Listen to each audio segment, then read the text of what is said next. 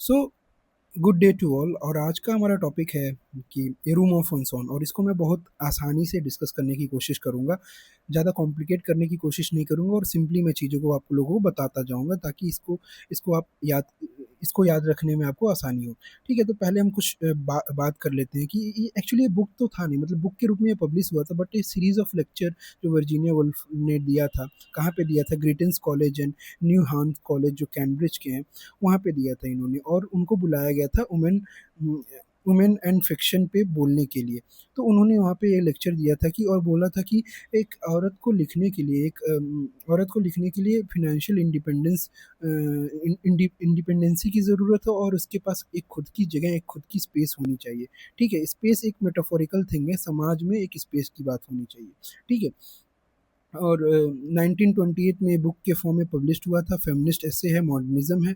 और historical context की बात करें तो women voting right, women suffrage movement जो 1928 में ब्रिटिश लॉ ने प्रोवाइड किया कि women representation would be in the constitution, वो बहुत बड़ा लैंडमार्क था, और राइटर्स को सेव करने में, अपनी आवाज़ पहुंचाने में बहुत ज़्यादा पुश मिला। ठीक है, एक्सक्लूजन फ्रॉम एजुकेशन, और historically womens were not educated. तो आप याद करिए कितनी पोएट्रीज आप जानते होंगे जो वुमेन राइटर्स ने लिखी हैं रोमांटिक एज में। कोई नहीं याद आएगा, सब मेन मिलेंगे आपको। और वुमेन को एजुकेशन पे पाबंदियां लगाई जाती थी, और उनकी किताबें भी अगर पब्लिश होती थी, जो जैसे मैरी इवांस जॉर्ज इलियट के रूप में उन्होंने अपनी किताबें पब्लिश कराई हैं, तो serious level of, I would say, उत्पीड़न, the correct word for it, उत्पीड़न। So women were barred from Oxford and Cambridge universities, और इनके जो भाई हैं, इनको पूरी एलीट यूनिवर्सिटीज़ की एजुकेशन मिली, वाइल वर्जीनिया वुल्फ को ये सब नहीं मिली। तो उन्होंने खुद देखा है, और वो एक फिनेंशियल डिपेंडेंस की बात सोचती हैं। अगर किसी को एक फिनेंशियल डिपेंडेंस की गारंटी मिल जाए तो वो क्यों समाज के बंधनों में बंधना जाएगा। वुमेन को फिनेंशियली दूर रखा गया ताकि वो मेल के मेल की मुरीद रहें।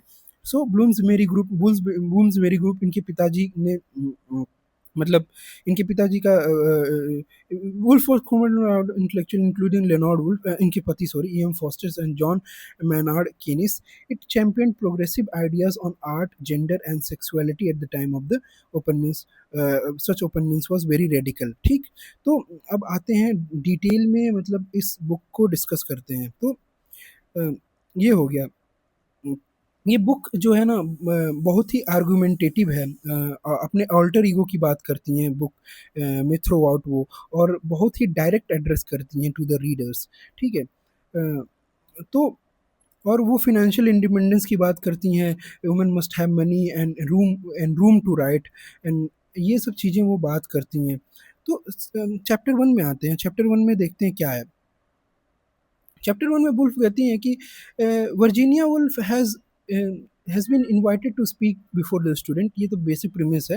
एंड वहाँ पे जो कॉलेजेस के नाम है क्या है? Newnham college and Girton college. Newnham college and Girton college, यहाँ पे Newnham college and Girton college. So और उनके topic of lecture is women in fiction. And so she begins thinking deeply about the subject. Soon she realizes that she cannot offer any final or absolute truth about women and fiction. Instead, she says that she can only offer her personal opinion. Her main opinion is that a woman must have money and room of her own if she wants to write a fiction. And she uses the I prefix. She uses the word give emphasis to the word I, because I here represent to the every woman that has faced certain things, that who has faced certain limitations in her life. And then Wolf says that she will use the method of fiction, and she uses the fictions to describe her intellectual and imaginative journey. And she invents a fictional university called Oxbridge, or Oxbridge Oxbridge universities का वो example देती हैं। She uses then Oxbridge is a mixture of Oxford and Cambridge. फिर वो थोड़ा-सा human nature, human mind पे reflect करती हैं कि the nature of the human mind. वो कहती हैं कि the mind becomes attached to the ideas very quickly and it obsesses over the thoughts and one can not get out of another thought and when the thoughts run continuously. The narrator then explains these ideas with an example of fish catching a fish. The idea becomes exciting and it's very precious. Then वो ऐसे ही सोचती रहती हैं। She find herself walking rapidly across the hall and suddenly she is stopped by a guard. Guard उनको guard एक रोक देता है। फिर वो वो गार्ड बोलता है कि only fellows and scholars are allowed to walk on the grass and she obeys immediately and walks on the gravel path instead. वो ग्रेवल पाथ पे चलने लगती है जब गार्ड उनको रोक देता है तो। ठीक है, ये कहने की बात है। Then at that moment she is not yet openly angry about the injustice. However, notices the differences and she moves on. Then, as she continues walking, she reflects over the essays of the Charles Lamb. ये important है, जो line मैं बता रहा हूँ Charles lamb की essays की बात होती है। Then comes to her mind, she notices the library where the great works are preserved। और उस लाइब्रेरी में वो ग्रेट वर्क्स जो जो लिखे गए हैं उनके बारे में वो ध्यान देती हैं। वहाँ पे उनको वो पाती हैं कि मिल्टन्स के पोएम हैं, चार्ल्स लैम्ब्स के लेटर्स हैं, थाकरे का फेमस वर्क एजमंड एजमंड है, और वहाँ पे कोई फीमेल राइटर्स के वर्क नहीं है। तो वो ये बहुत एक्सक्लूडेड पाती हैं फीमेल राइटर्स को वहाँ पे। देन द फिर वो उस लाइब्रेरी में जाने की कोशिश करती हैं। फिर वहाँ पे उनको रोक दिया जाता है कि because see that library is only welcoming male and not female. फिर वो एक चैपल में एक बहुत सीरीन सा म्यूजिक सुनाई सुनाई देता हुआ सुनाई देता है उनको। फिर वहाँ पे वो जाने की कोशिश करती हैं। फिर अपना वो थॉट रोक देती हैं क्योंकि उनको लगता है कि अगर वहाँ पे वो जाएंगी तो फिर वो रोक दी जाएंगी। फिर वो कांग्रेशन को देखती हैं जो भीड़ इकट्ठा होती है आते जाते, फिर उसको देखती हैं। फिर वहाँ से वो चली जाती हैं अपने वो फिर रिफ्लेक्ट करती हैं ऑक्सफोर्ड के ट्रेडिशन को। हाँ, ऑक्सफोर्ड के ट्रेडिशन को क्या रिफ्लेक्ट करती है मैं यहाँ पे बताने की कोशिश करूँगा कि ऑक्सफोर्ड का जो ट्रेडिशन है वो ये है कि ऑक्सफोर्ड के जो इलीट ऑक्सफोर्ड के जो ग्रेजुएट स्टूडेंट हैं उन्हों वो लोग ऑक्सफोर्ड को मदद करने की कोशिश करते हैं। जो मेल बेसिकली मेल नोबल्स हैं, स्क्वायर्स हैं, ऑथर्स हैं, फेमस पर्सनालिटीज है, वो ऑक्सफोर्ड को फंड करते हैं जिसकी वजह से ऑक्सफोर्ड चलता है और यहाँ पे मरम्मत होता है और यहाँ पे स्टाइपेंड आता है, स्कॉलर्स को पढ़ने में मदद मिलती है। तो ये कंटिन्यूस प्रोसेस है, यहाँ से जो पढ़ के निकला वो वापस ऑक्सफोर्ड को देता है जिसकी वजह से ऑक्सफोर्ड चलता रहता है। ये ट्रेडिशन ऑक्सफोर्ड में। फिर वहाँ पे वो एक लंचन पार्टी में जाती हैं, वहाँ पे वो लंच खाती हैं और लंचन पार्टी में वो देखती हैं टेनाइसन्स के म्यूजिक्स को डिस्कस किया जाता है और वो वैरायटी ऑफ फूड को डिस्क्राइब करती है, rich variety of food and wine served there and atmosphere is very luxurious and intellectually lively there and the rich following yellow flame, intelligent and flowing conversations is there. After the lunch, she moves to the window seats and there she notices that the lunch party itself, she notices a cat without a tail walking past the window, and cat reminds her of the lunch party itself. She feels something important is missing from the both.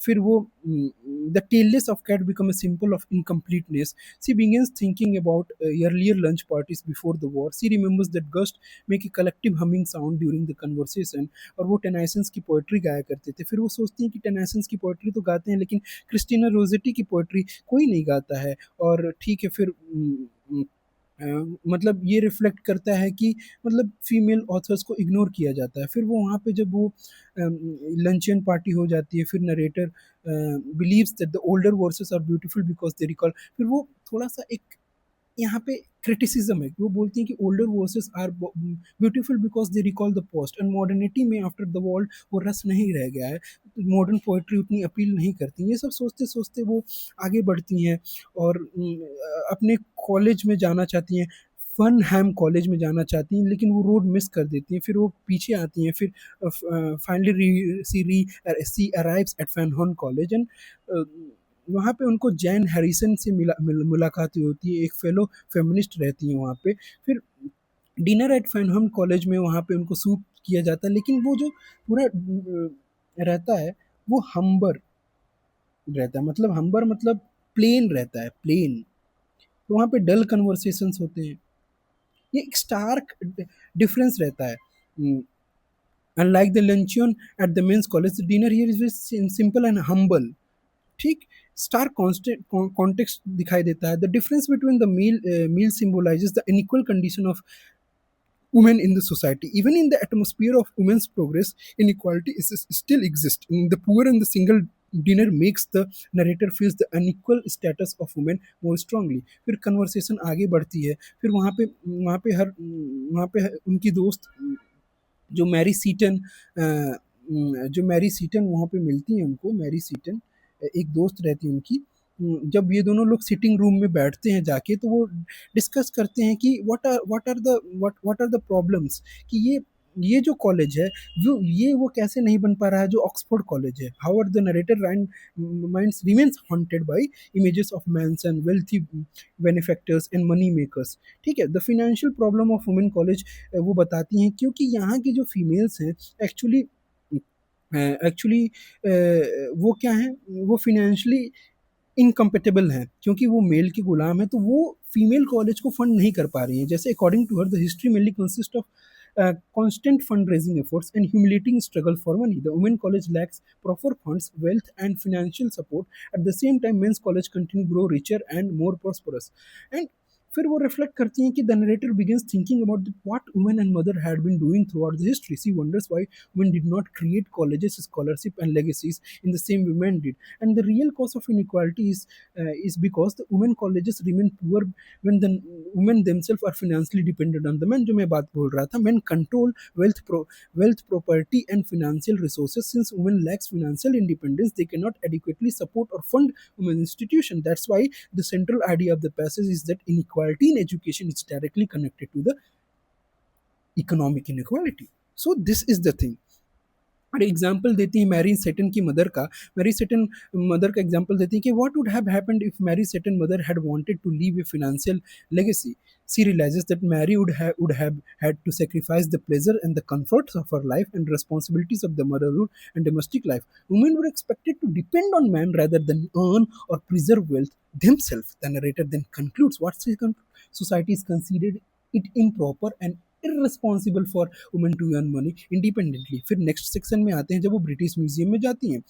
So leaving Oxbridge and going to the British Museum, she reminiscent about the idea that author goes to the British Museum in London, and she considers that this visit will be very fruitful to her. But what she realizes then, she realizes her experience at Congress create many questions in her mind about the poverty of the woman, and she believes that to answer such serious questions, she needs the wisdom of books and research. So, for the research purpose, she visits the library, and in library, she notices that most of the books are written by men, and she observes that the men um, of every kind have written book book about women, like maybe वो educated man हो, may be वो educated man हो, uneducated man हो, historians हो, scholars हो और professors हो, सब ने वुमेन के बारे में लिखा है। जो सब्जेक्ट उनको ज़्यादा पता नहीं उनके बारे में सब ने लिखा है। और man have endless interest in women, और उन्होंने पूरी किताबों की श्रृंखला लिख दी है वुमेन्स के बारे में। Countless books and volumes written on women and the subject of women and the poverty conditions appear endless depressing.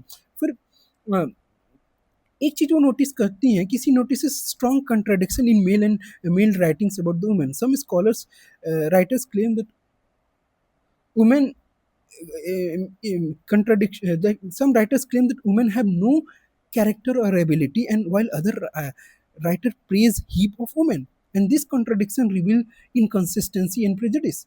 The narrator feels her own notes and ideas are scattered and incomplete, and she thinks that she may as well have left book unopened because no clear truth has emerged। फिर वो क्या करती है, professor की बहुत अगली सा image बनाती हैं और फिर वो सोचने लगती है मैंने इस प्रोफेसर की इतनी अगली भद्दी डरावनी इमेज बनाई क्यों। फिर वो अपने एंगर के बारे में सोचती है कि शायद इस प्रोफेसर ने एक किताब लिखी थी the mental moral and physical inferiority of the female sex, और इस किताब में उसने अभद्र बातें लिखी थी महिलाओं के खिलाफ, और इसकी वजह से वो उस पे से गुस्सा है, और उस किताब की वजह से उस इस प्रोफेसर का वो मेल फिगर का इतना अगली और एंग्री इमेज बनाती हैं। उनके जहन में बहुत सारे सवाल जूझते हैं।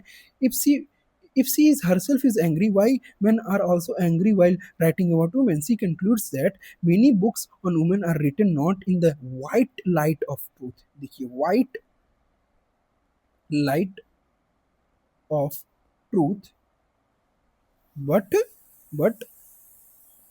red light of emotion. ये पॉइंट याद रखिएगा आप लोग, ठीक है।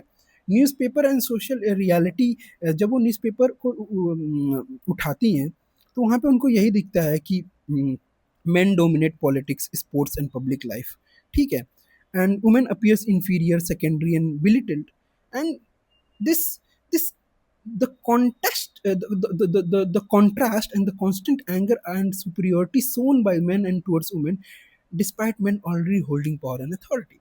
So फिर एक चीज और वो रियलाइज करती हैं कि the narrator concludes thinking about the male anger towards women, and she begins to feel that anger is connected to man's desire to maintain women and superiority. So फिर फिर वो सोचती हैं कि women have historically acted like magnifying mirror for man, through man admiration and submission men saw themselves as larger, stronger and more powerful, और वो सोचती हैं कि if women begins to speak of truth, men may feel diminished and insecure, and men and opposite to feminism, ठीक है। why men become offended or defensive about feminism, the tradition of image men hold themselves, ठीक है। फिर वो सोचती हैं कि her thought are interrupted when the waiter brings the lunch bill, and this leads to her explain her on financial situation. वो बोलती हैं कि मैं यहाँ पे ये चीज़ ये पॉइंट याद रखिएगा, वो बोलती हैं कि मेरे पास 500 यूरोज हैं, और जो मेरे को हमेशा मिलता है annual income from Mary Burton, उनकी आंट है, and because of this income she can live comfortably without depending on any man financially, and money and she received news of this inheritance on the same day women received the right to vote. However, she admits that the woman was more important to her than the vote, that the money was more important to her than the vote, because money gave her financial independence and gave her real freedom and independence and peace of mind. And she also observes that the most occupation available to women are difficult and exhausting and poorly paid, and financial insecurities create frustration and bitterness and eager, and because of these financial securities she has improved her temper, reduced her anger and made her more understanding and towards men, and she thinks that men too may be victim of the social conditioning and poor education, and human and the narrator reflects that both men and women are driven by the instinct and social system beyond their control. और 500 euro जो उनको मिलता है वो उसको उनको intellectual freedom देता है, एक होप देता है, और वो घर पे जाती हैं, वहाँ पे उनके लिए मेड है बोथ एंड हाउस पेंटर है, both they are busy doing their own work, and she reflects the changing values of occupation in the modern society. She feels it is no longer easy to decide which work is more important or respectable. She imagined that that in the next 100 years women's occupation and roles will change again. एक continuous shifting process है अगले आने वाले 100 सालों में, और ये वो दोनों दोनों दोनों के बीच में ये बांध एक कम होगा। The relation has important the realization is important because women motherhood and affection, फिर वो चैप्टर एंड कब होता है, women independence social just change पे and future of women writers. फिर हम आते हैं चैप्टर 3 पे। जब हम चैप्टर 3 पे आते हैं तो the narrator returns home and she is very disappointed that she has not discovered any clear truth explaining women's poverty and inequality compared to men. And she feel a historian is needed, someone who records fact about women's life throughout the history. और फिर वो सोचती है कि she thinks about the Elizabethan age when Shakespeare was writing. यहाँ पे अब Judith Shakespeare का इजाद होगा, आपको आगे चल के मैं पूरी स्टोरी बताता हूँ. The Elizabethan age, the period when Shakespeare was writing, this period was filled with famous male writers and artists.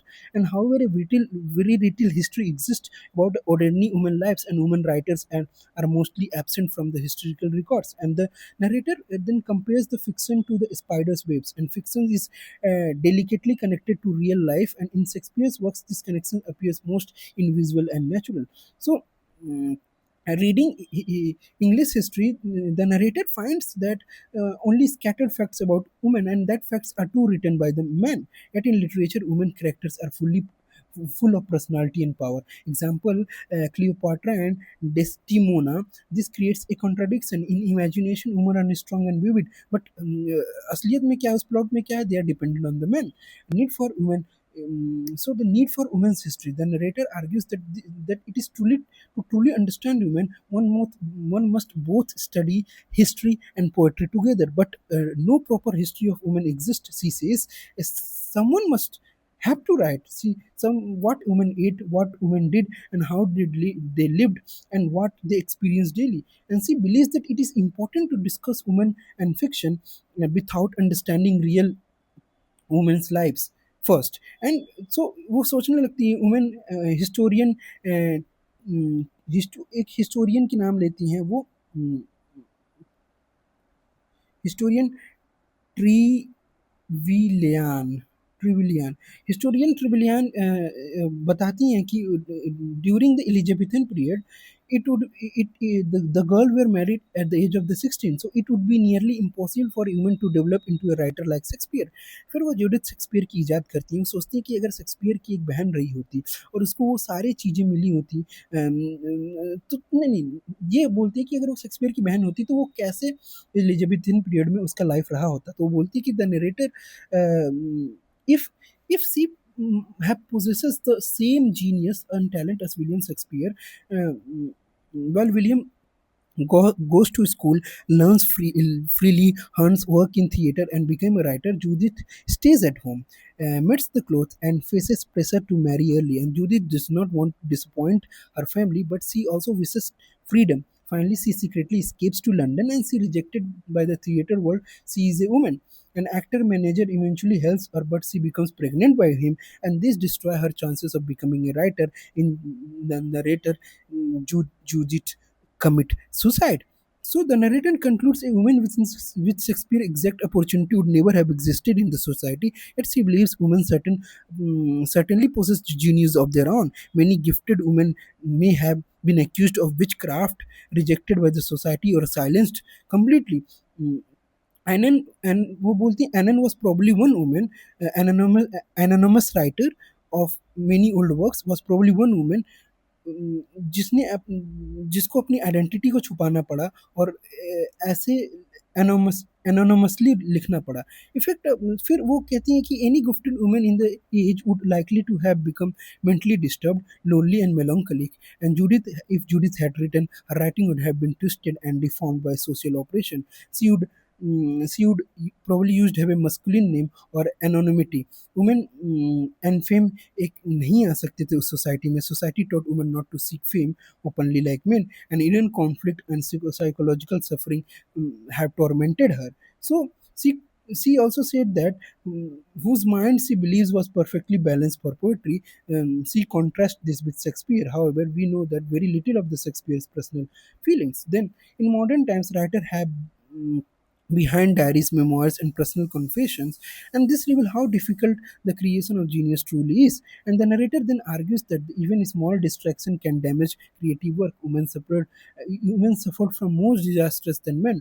They have to do domestic work, social pressure, dependence, and discouragement because उनके पास time ही नहीं था. तो उनके creative work निकल के कैसे आया? Creative work एक तो सोल प्रोसेस है. थॉट बॉक्स देखा है, थॉट बॉक्स पढ़ा है हमने, सिल्विया पाथ के हस्बैंड टेड ह्यूजेस का. में क्रिएटिव प्रोसेस को बताते हैं कितना एकांत का काम है, कैसे आइडिया हिट करता है.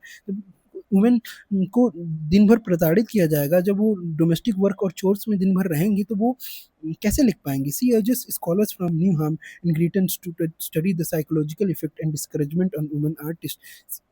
She believes women writers need support and nourishment to create literature.